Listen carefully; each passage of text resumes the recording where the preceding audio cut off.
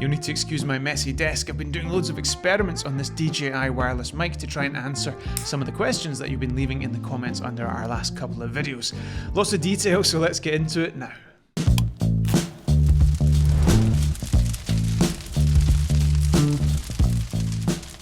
Stewart here. Thank you for joining me again to talk about these wireless microphone systems. If you are new here and you're coming here because of the microphone content, do stick around. We cover the full spectrum of content creation, from filming and capturing audio all the way through to video editing. Drones, action cameras, normal cameras, you name it. Alina and I have about 20 years of combined experience, so we have a fair bit of information to share with you. Anyway, first question, can you connect these locking lav mics to either of these systems? If you don't know, like a Tascam DR10 has a locking microphone system. This is a Sennheiser ME2 lapel mic, and it locks on here. Safer, it's a kind of more professional result. It's not going to get pulled out in a professional work environment. Well, to answer that question, it works well with a Rode Wireless Go 2. Clips in nicely there, really secure connection, but it doesn't connect and it doesn't work with the DJI wireless microphone system. It doesn't go in fully, so it drops out and actually just doesn't make a connection at all. So no, you cannot use these thread-locked lapel mics with the DJI microphone system. Can you charge the DJI mic transmitter and use it at the same time? Yes, absolutely. With the USB connection there, you can plug in a power bank, for example, into the USB, press record, and you can run it all day. Same goes for the Rode Wireless Go 2. An observation that some of you made is that when the Rode receiver is mounted to the top of a camera, it can be difficult to see the little screen on the receiver because it's up high. So if you're up high on a tripod, then you're trying to look to see what's going on there. So a nice little touch on DJI's system is that the screen is on the side, which means it can be forward facing or backwards facing. And I had a little test on this because it lends itself to going in this way, which if you're actually behind the camera, you can't see the screen, but it does work the other way around as well. It's reversible, so I can sit there looking at my levels and just check I'm recording and so on and so forth. Have you experienced any audio drift?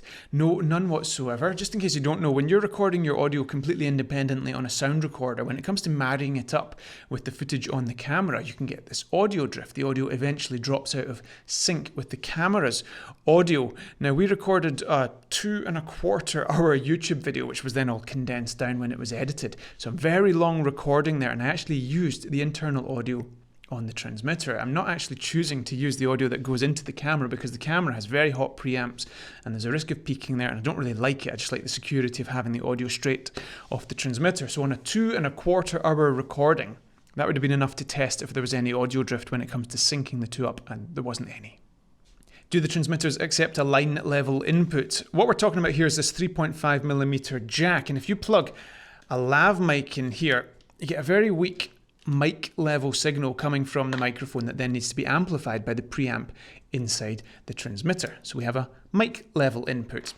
Line level inputs are much stronger. They come from devices like CD players, and there's a risk that this clips like crazy because there's far too much gain going in there from that already amplified signal, that line level signal. The only way I could test this, because I don't have a CD player here or any mixing desk from which I could guarantee a line level output, I should say, but I've plugged this TRS cable into my 3.5mm headphone jack on the MacBook Pro, kept the volumes quite low, and yeah, it records absolutely perfectly as a little sound recorder. It's something we did quite a lot with our Tascams and our Zoom recorders, so yes, it works well. Same on the Rode Wireless Go 2, even though the levels are a bit hotter here on the Rode Wireless Go 2.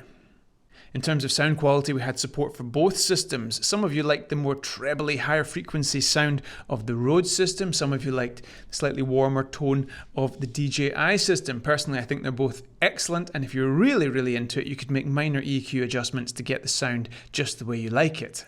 Let's listen to some pink noise from both systems for a second.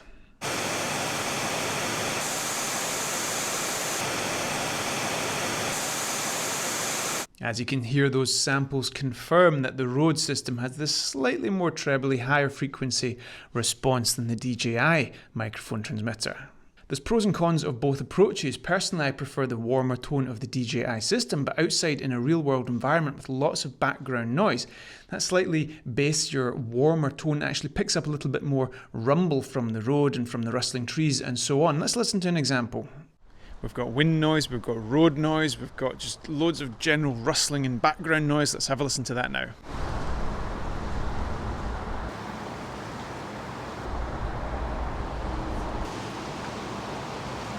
Probably the most asked question is, what is this mic stand? Well, it's actually the DJI Action Mini Tripod. So this was meant for the DJI Action 2 action camera. And on top of it, I've got the magnetic ball head mount that also is meant for the DJI Action 2 camera. So I've kind of cobbled a few things together here, but it works really nicely. I'll put links below to these products. Some of you pointing out that the Rode system has an advantage because it captures audio at 32-bit float. I'm afraid to say it doesn't capture audio at 32-bit float. That is not correct. They both capture audio at 24-bit uncompressed. I've even compared and contrasted the file sizes, and they are exactly the same.